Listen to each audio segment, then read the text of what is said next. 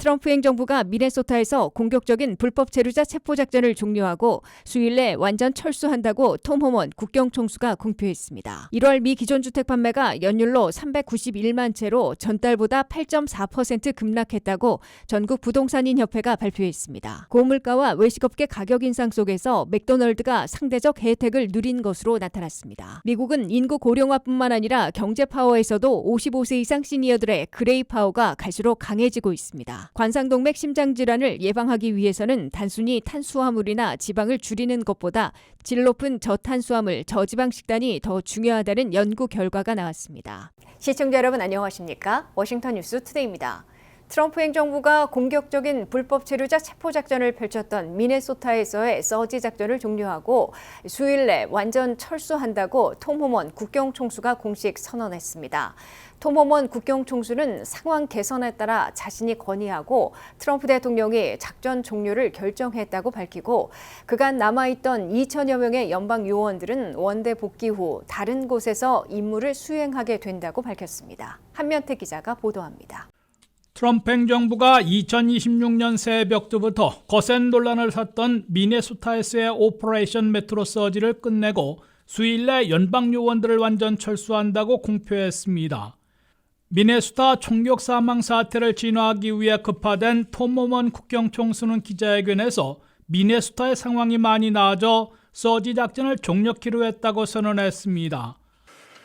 I have proposed and President Trump has concurred that this surge operation conclude.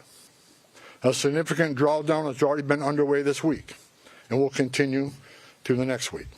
톰 호먼 국경총수는 대규모 연방 요원들의 철수가 이미 시작돼 내주 안에 완전 철수하게 될 것이라고 밝히고 더 이상의 유혈 사태를 보기를 원치 않는다고 강조했습니다.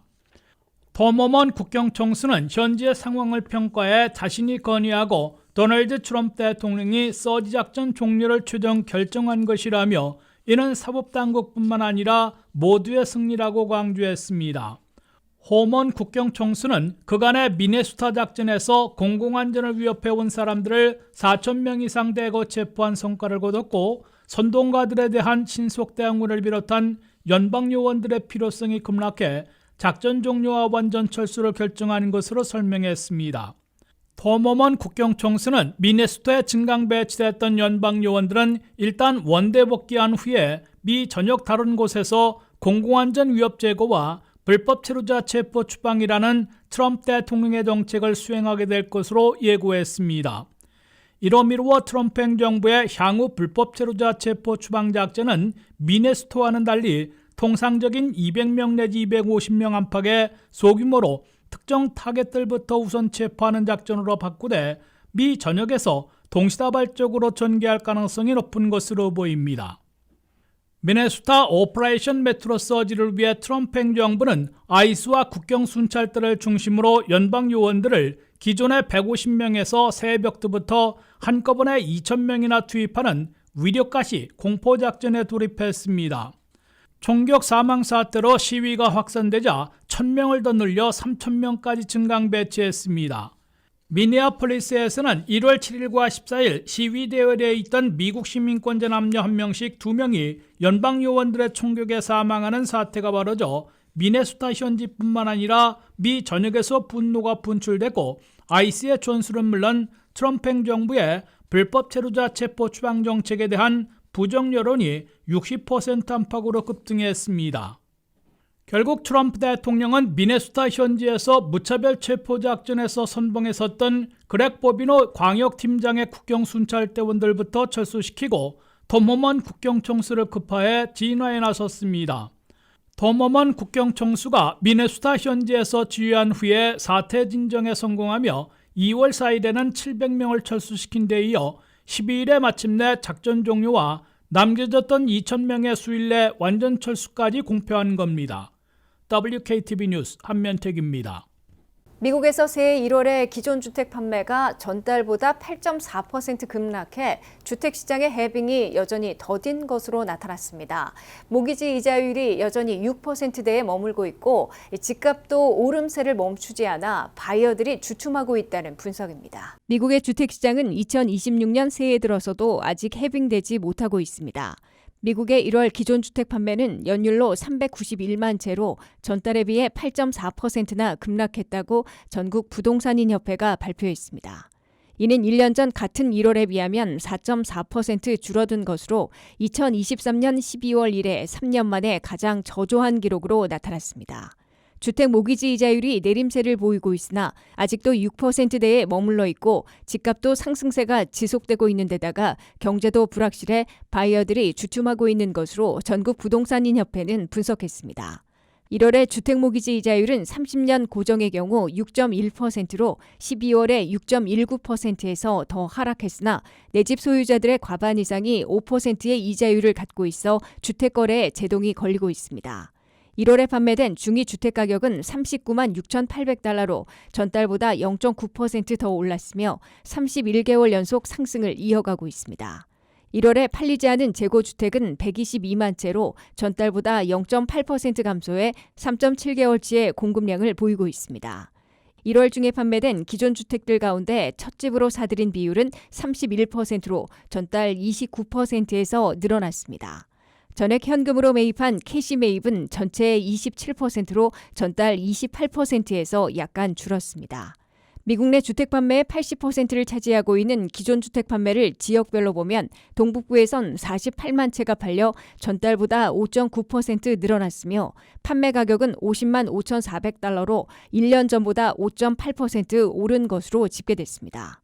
중서부에선 92만 채가 판매돼 전달보다 7.1% 감소했으며 중위 주택 가격은 29만 5,400달러로 2.3% 오른 수준을 보였습니다. 남부에선 181채가 팔려 전달보다 9%나 하락했으며 35만 1,200달러를 기록해 0.1%로 거의 제자리했습니다. 서부에선 70만 채가 판매돼 10.3%나 급락했으며 60만 400달러로 유일하게 전년보다 1.4% 하락했습니다. 고물가와 외식업계의 가격 인상 속에서 맥도널드가 상대적 혜택을 누린 것으로 나타났습니다. 지난해 4분기 매출은 전년 대비 5.7% 증가하며 전문가 예상치를 웃돌았습니다. 가격에 민감한 소비자들이 일반 레스토랑 대신 상대적으로 가성비가 높은 패스트푸드점을 선택하면서 나타난 현상인데요. 전문가들은 향후 외식업계가 소비자의 가격 민감도를 주시할 필요가 있다고 분석했습니다. 안혜린 기자의 보도입니다. 고물가 속에서 소비자들이 가계 지출을 줄이는 가운데 맥도날드가 상대적으로 혜택을 누린 것으로 나타났습니다. 파이낸셜 타임즈에 따르면 최소 1년 이상 운영된 맥도날드 매장들의 지난해 4분기 매출은 전년 동기 대비 5.7% 증가했습니다.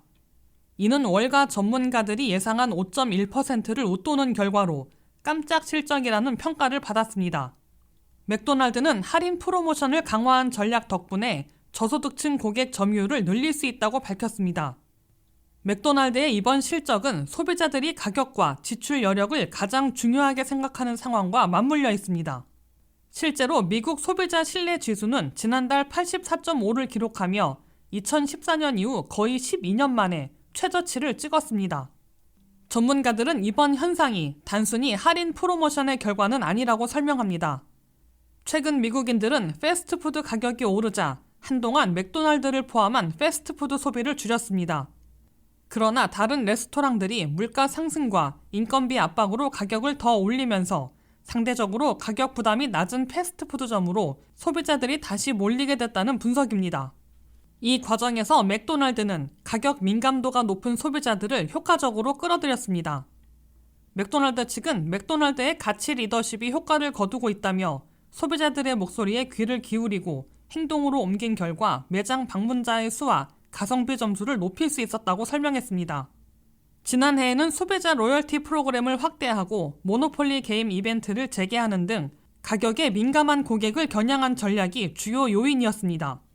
파이낸셜 타임즈는 맥도날드가 패스트푸드 업계의 가성비 전장에서 다시 리더로 자리매김했다고 평가했습니다. 반면 모든 패스트푸드 업체가 혜택을 본 것은 아닙니다. 물가 인상에 고기의 질을 낮췄던 치폴레는 지난해 연간 매출이 전년 대비 하락하며 2006년 상장 이후 처음으로 연간 매출 감소를 기록했고 글로벌 외식 업체 얌 브랜드 역시 부진한 피자헛 매장 수백 곳의 폐점을 발표했습니다. 전문가들은 이번 사례가 물가 상승 속에서 소비자들이 가격과 가치를 중시하는 선택을 보여주며 향후 외식업계가 소비자 가격 민감도를 계속 주시하고 전략적으로 대응할 필요가 있다고 권고했습니다. 또한 일부 전문가들은 이러한 법칙이 패스트푸드 업계를 넘어 다른 소비 분야에도 적용될 가능성이 있어 앞으로 소비자 동향을 주의 깊게 관찰해야 한다고 지적했습니다. WKTV 뉴스 안혜린입니다.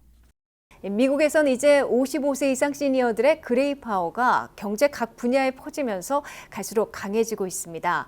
미국 경제를 지탱하고 있는 소비 지출의 45%나 55세 이상 시니어들이 차지하고 있으며 일자리는 시니어들을 겨냥한 헬스케어와 소셜 지원에서 가장 많이 창출되고 있습니다. 한면태 기자가 보도합니다.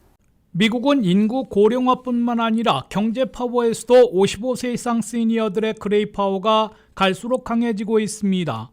미국 경제를 지탱하고 있는 소비 지출과 버팀목 역할을 하고 있는 일자리 창출 등에서 시니어들의 그레이 파워가 큰 여파를 미치고 있습니다. 연방노동부가 발표한 1월의 고용 성적에서 13만 개의 일자리를 늘리는 깜짝 호성적을 거두는데 가장 많은 분야는 헬스케어 8만 2천 명, 소셜 지원 4만 2천 명이 차지했습니다. 헬스케어나 소셜 지원 직종은 1월뿐만 아니라 근래에는 미국 경제의 일자리 창출을 주도해오고 있습니다. 헬스케어와 소셜 지원은 주로 시니어들을 환자나 고객으로 하고 있어 그만큼 시니어들을 겨냥하고 있는 것으로 간주되고 있습니다. 여기에 미국 경제 성장의 70%나 차지하고 있는 소비 지출의 경우 전체에서 45%나 55세 이상 시니어들로부터 나오고 있다고 악시오스가 보도했습니다. 심지어 연방준비제도에 따르면 미국민들의 자산에서 70%나 55세 이상 시니어들이 보유하고 있는 것으로 집계되고 있습니다. 미국의 시니어들은 은퇴 후 소득이 줄어드는 경우에도 페이오프한 자택을 소유하고 있고 은퇴저축이나 연금 등을 통해 주식 또는 채권을 보유하고 있어 경제력이 어느 때보다 강한 것으로 분석되고 있습니다. 자녀 교육이나 생활 지원 부담도 거의 사라진 반면 건강은 더 좋아져 여가 생활도 즐기고 있어 시니어들의 그레이 파워가 갈수록 강해지고 각 분야로 파급되고 있다고 악시오스는 해석했습니다. 미국의 인구는 2026년 초 현재 3억 4,200만 명인데 세대별 인구를 보면 1946년에서 1964년생 사이인 베이비붐 세대는 6,400만 명으로 20%를 차지하고 있습니다. 1965년에서 1980년생까지로 60대에 접어들기 시작한 X세대는 6,540만 명으로 역시 20%를 점유하고 있습니다. 여기에 1945년 이전 출생한 고령인구는 1,510만 명으로 5%를 차지하고 있습니다. 55세 이상 시니어들의 그레이 파워가 인구면에서나 경제면에서 갈수록 강력해지고 있다는 평을 듣고 있습니다. 이에 맞춰 미국 경제에서 수요를 보고 헬스케어와 소셜 어시스턴트 직종에서 일자리를 많이 창출하고 있는 것으로 보입니다. 사업을 하려면 예전과는 달리 바잉 파워, 구매력까지 지닌 시니어들을 최대한 고객으로 겨냥해야 할 것이라는 권고도 나오고 있습니다. WKTV 뉴스 한면택입니다. 관상동맥 심장 질환을 예방하기 위해서는 단순히 탄수화물이나 지방을 줄이는 것보다 통곡물과 채소 등 식이섬유가 풍부한 저탄수화물, 저지방 식단이 더 중요하다는 연구 결과가 나왔습니다. 연구팀이 30년 이상 추적한 결과 건강한 식단은 심장질환 위험을 약 15% 낮추고 콜레스테롤과 염증 수치 개선과도 연관이 있는 것으로 확인됐습니다. 전문가들은 단기적으로 영양소를 제한하기보다 식품의 질을 높인 균형 있는 식단을 장기적으로 유지하는 것이 심장질환 예방의 핵심이라고 강조했습니다. 안혜린 기자가 보도합니다. 관상동맥 심장질환 위험을 낮추는 데는 단순히 탄수화물이나 지방 섭취량을 줄이는 것보다 식품의 질이 높은 저탄수화물, 저지방 식단을 섭취하는 것이 더 중요하다는 연구 결과가 나왔습니다. 하버드 공중보건대학원 연구팀은 간호사와 보건 전문가 약 20만 명을 30년 이상 추적한 데이터를 분석한 결과 건강한 식단이 심혈관과 대사건강 개선에 연관이 있음을 확인했습니다. 연구팀은 탄수화물이나 지방 섭취량을 조절하는 것만으로 건강에 이롭다는 통념을 반박하며 심장 건강에 가장 중요한 것은 식단을 구성하는 식품의 질이라고 강조했습니다.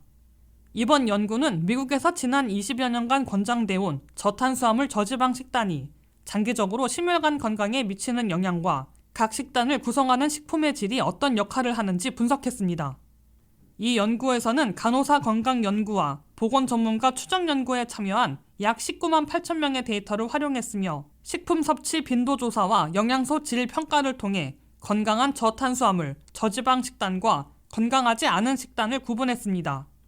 30년 이상의 추적 관찰 기간 동안 2만 33건의 관상동맥 심장질환 사례가 수집되었습니다.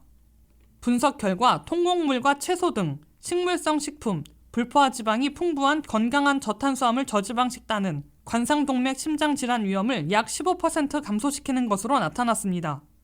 반면 정제 탄수화물과 동물성 단백질 지방이 많은 저탄수화물 저지방 식단은 오히려 관상동맥 심장질환 위험 증가와 관련이 있었습니다. 혈액 분석에서도 건강한 저탄수화물 저지방 식단은 중성지방 감소, HDL 콜레스테롤 증가, 염증 수준 감소 등 심혈관 생체지표 개선과 연관이 있었습니다. 연구팀은 이를 통해 심장 건강의 차이를 만드는 것은 단순히 영양소의 양이 아니라 질임을 분명히 보여주었다고 설명했습니다. 연구팀은 건강한 저탄수화물 저지방 식단은 심장 건강을 개선해야 하는 공통 생물학적 경로를 공유할 수 있다고 말했으며 임상의, 영양사, 환자 모두에게 전반적으로 건강한 식사 패턴을 장려하는 것이 심장질환 1차 예방의 핵심 전략이 돼야 한다고 강조했습니다. 전문가들은 이번 연구 결과를 참고해 단순한 영양소 제한보다는 질 좋은 식품 위주의 균형 잡힌 식단을 장기적으로 유지하는 것이 중요하다고 권고했습니다. WKTV 뉴스 안혜린입니다. 이상으로 워싱턴 뉴스투데이를 마치겠습니다. 시청해주신 여러분 고맙습니다.